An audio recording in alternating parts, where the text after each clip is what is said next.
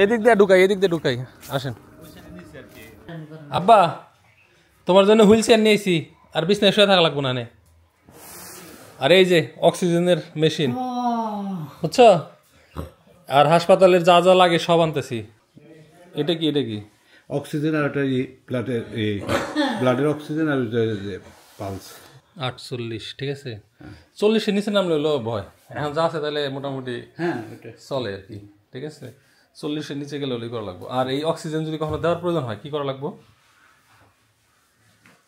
আর কি আনছেন এই জিনিসটা একটু সময় লাগবে ফুটতে এটা একটু যে জায়গায় ওটা কি ও ওটা হলো যে বেডটা হ্যাঁ এটা মাল্টিপ্লাক কুজ ওখানে লাগিয়ে দেন আর কি একবারে পার্মানেন্ট লাগিয়ে দেন কি ব্যথা করে নাকি না পাঁচ রেট তো ঠিকই আছে আব্বা তাহলে এখন কি অস্থির লাগতেছে নাকি তোমার ব্যথা তো না মনে হয় না খালি রাতের বেলা বিছনায় নিব না রে ঠিক আছে আর দিন ভরে হুইল চেয়ারে বসবো যে বাড়িতে একটু ঘুরবো একটু শুইবো উনি শোয়ার চেয়ে এগুলো বসে থাকাটাই কমফোর্টেবল শুয়ে থাকলে হলো আর ই হয় শ্বাসকষ্ট হয় আবার এই হুইল চেয়ারে ঘোরামো দেখে আমি গাড়ি আজকে এনে উঠাইনি আসলে বাড়িতে তো হুইল চেয়ার নামানোর কোনো ব্যবস্থাই রাখিনি এটা একটা ভুল হয়ে গেছে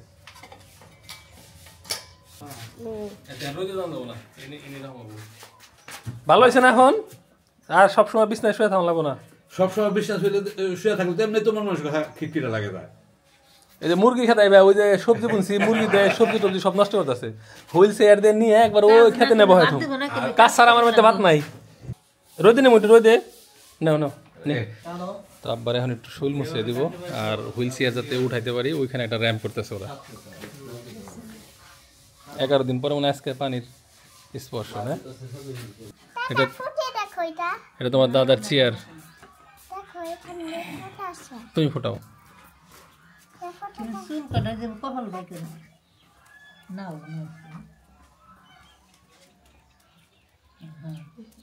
দাদার কাছে যাও দাদার কাছে যাও দাদার ওখানে যাও খের তো খের দাদার ই লাগবে খের ফেলো তোমার আদর করে দিক আশীর্বাদ করে দিক আশীর্বাদ করে তো আল্লাহ যেন নেক খায় দেয় বিসমিল্লাহ কও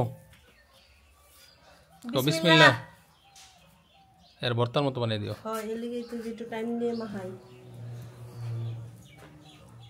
কেমন হয়েছে দাদুর নিয়ে চা খাইতে যাবো না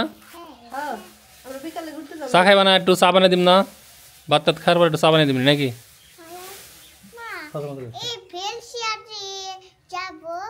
বেল চেয়ারে বসে বসে যাবা তুমি পিছনে ধাক্কে ধাক্কে দাদুকে নিয়ে যাবা ঠিক আছে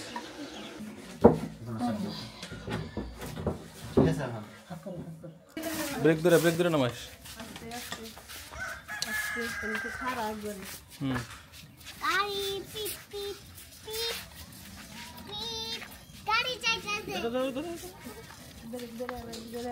পাইপ তো মনে পানি যায় না হ্যাঁ ইন্দে উঠা ইন্দে হলো চ্যালেঞ্জ এখন ব্রেক দোলাবো না আচ্ছা দে হ্যাঁ ঠিক আছে তুই সাথে থাক হ্যাঁ ভালো লাগতেছে না আব্বা রোদ বেশি হয় না তাপ না ওই যে উনি নিয়ে যাও ওই যে একটু থাকার পরে গোসল করে দিই উনি নিয়ে যাও ওই রাস্তায় নিয়ে যাও ফ্লাওয়ার টাকা দাও জোরে কি করো আয়া তুমি তোমার শক্তি নাই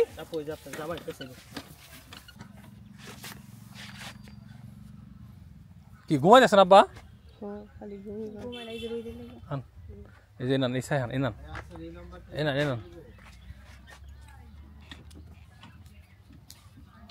এনে একটু রোদ আছে ছায়া আছে ঘটনা হলো আব্বার যে অবস্থা ঠিক আছে এই সময় হলো পরিবারের মানুষের কাছে বোঝা হয় প্রত্যেকটা মানুষ সে যতই হোক একসময় দাদি ঘরে বসছিল মনে আছে না এখন আমার বাপেও ঘরে বসছে তো আমি সম্পারে বাহাবা দিমু এখন পর্যন্ত সম্পা 3 বেলা ওষুধ তারপরে খাবার দাবার ঠিক আছে মানে ওর ভিতরে কোনো বিরক্তি নাই ঠিক আছে তো এইটাই হলো অ্যাচিভমেন্ট একজন মানুষ এরকম বয়স হয়ে যাওয়ার পরে ঘরে পড়ার পরে তার পাশে তার আপনজন থাকে কিনা এটা দিয়ে সফলতার বিচার সে জীবনে কত কোটি টাকা রেখে গেল বা কি করলো না করলো ওইটা না বুঝছো না ভা হ্যাঁ তার এই যে তোমরা দেখতে পারাইছো, সবাই দেখতে আসতেছে, তোরা আইসো গতকালকে চাচা চাচি আইছিল, ফুয়া ফুয়া আইছিল, সবাই দেখতে আসতেছে। হ্যাঁ, আমরা তার পাশে আছি। আমি মনে করি আমার বাপ সফল। আমিও চাই যে ঘরে আল্লাহ না ফালাইক আমারে, তারপর যদি পড়লে আমার বাপে এখন যে ট্রিটমেন্টটা পাইতেছে, এই সেম ট্রিটমেন্ট আমি পেলেই খুশি। হ্যাঁ, মানে আমি আমার বাবার সাথে আজকে যে আচরণ করুম, ওইটাই কিন্তু আমার সন্তান আমার সাথে আচরণ করবো। ওই হিসাব করে আমি আমার বাপের সাথে আচরণ করতেছি। ঠিক আছে, আমার বাপের ওই গু ফালান লাগলে গু ফালাইতেছি, পোস্টা ফালান লাগলে পোস্টা ফালাইতেছি, আমি ফালাইতেছি, আমার বউ ফালাইতেছে। হ্যাঁ, নিয়ে হুইল চেয়ারে ঘুরতেছি। কথা বুঝো নাই? অনেকে দেখবা যে ফালে থুয়ে দিছে এই সময়টাই একটাই ব্যাকেরি আইফো আমাকে ব্যাকেরি আইফো। হ্যাঁ হ্যাঁ, ব্যাকেরি আইফো। তবে আমি চাই যে আমার জানি না হোক, আল্লাহ জানে আমারে মানে হাঁটা অবস্থায় মৃত্যু দেয়। হ্যাঁ হ্যাঁ হ্যাঁ হ্যাঁ হ্যাঁ হ্যাঁ। যেমন আমার নানা এখনো আলহামদুলিল্লাহ জুয়ান, সুস্থ কি মানে, হ্যাঁ জুয়ান। তো আব্বা যে এভাবে বিছনায় পড়বো আমার কল্পনাতে ছিল না। আব্বারে হাসপাতালে কিন্তু ভালোভাবে আমরা হাঁটিয়ে নিয়ে দিয়ে এলাম, কিন্তু ওরা নিয়ে এলাম একেবারে অচল অবস্থায়। এর জন্য এখন হাসপাতালে গেলেই যে রুগী সুস্থ হয়ে যাবো, লাখ লাখ টাকা খরচ করলে যে রুগী সুস্থ হয়ে যাবো, এইটা না, বুঝছো? আর অপারেশন না করে তো বেঁচে গেছি, অপারেশন করলে একবারে বিনাশা ছিল। তো যাই হোক, এখন তোকে তো চিনছে না, তোমাকে চিনছে না, আলহামদুলিল্লাহ। চিনলেই আস্তে আস্তে, প্রথম দিন চিনেও নাই, ওই চিনছে, তার মানে ইনশাল্লাহ সুস্থ হবো। কথাটা এখনো জড়তা আছে, কথাটা ই হইলে আর 3 বেলা এখন সম্পর্ক আছে, মোটামুটি খায়, তাই না? মোটামুটি খায়। তো খাওয়াটা যদি কন্টিনিউ ভাবে করে, বাড়ি যাবো না? আমি আমি আমি কি কইছি আরিফ, শোন, আমি কইছি মানুষ তো মানুষ মরার পরে আনন্দ উৎসব করে খরচ করে। আমি কইছি কি, আমার বাবা যদি একটু সুস্থ হয় না, আমি আমাকে যত গুড়া গোষ্ঠী আত্মস্বজন আছে সবাই দাওয়াত দিয়ে যে আমার বাপ বাইসে থাকতে আনন্দ করুক। খরচটা একটা আনন্দের উপলক্ষ হয়ে গেছে। মানুষ মরার পরে আনন্দ করবো তো এর সাইজা গুজা হয় না, মানুষ এর বিয়া বাড়ি নাগাল খায়, খাওয়ানে নাড়াই করে, এই নাড়াইটা আমার বাপের জীবিত অবস্থায় থাক। মরার পরে আমার খাওয়ার দরকার নেই, আমার বাবা হেজন দেখুক না, তার আত্মীয় স্বজন সব আছে। আমি কিন্তু এখন তো এনে করলেও না, এনে তো আমার আত্মীয় স্বজনই নাই, তাহলে আমাকে যাইতে পারবো নাগরপুর। ঠিক আছে, তো আমি হ্যাঁ একটু সুস্থ হলে এই অবস্থা নিতে পারি না, নিলে না আমার নিয়ত আছে, বুঝছো? সাই যদি 2টা গরু জব করা লাগে, 2টা গরু জব করে মানুষজন দাওয়াত দিয়ে আমরা ইনশাল্লাহ, কি কও সম্পা? হ্যাঁ, দোয়া করো খালি, আব্বা জানি যাইতে পারে। হ্যাঁ হ্যাঁ হ্যাঁ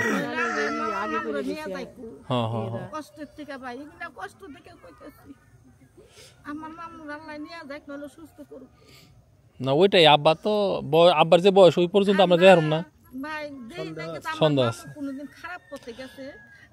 এইটাই হলো কথা। আমার বাপের নামে কোনো ক্লেম নাই, কোনো ঋণ নাই, ঠিক আছে? একবারে হজ করে আসছে, অসুস্থ হওয়ার আগ পর্যন্ত 5 ওয়াক্ত নামাজ পড়ছে। তোমরা যে কয়টা, আমার মামুর যে কয়জন পুলাহান, আমার খালা গো যে কয়জন পুলাহান, ব্যাকের খবর আমি জানি। আমি ব্যাকের বড় না। হ্যাঁ হ্যাঁ, আমার মামুর গোষ্ঠীর মধ্যে আমার বড় আর কেউ নাই। হ্যাঁ, তাহলে আমি মামুরা যে কেমবা কি আছে, খালারা কেমবা কি আছে, সব আমি কয়ে পারব না। আমার মামু ভুল হোক কেরেটা খায় নাই, কের হাতে নাড়াই কাছি করে, একদমই না। দেখ, আল্লাহ আব্বারে সুস্থ করুক, সুস্থ করে আমাদের সাথে আর কিছুটা দিন থাকুক। দোয়া করো খালি তোমরা।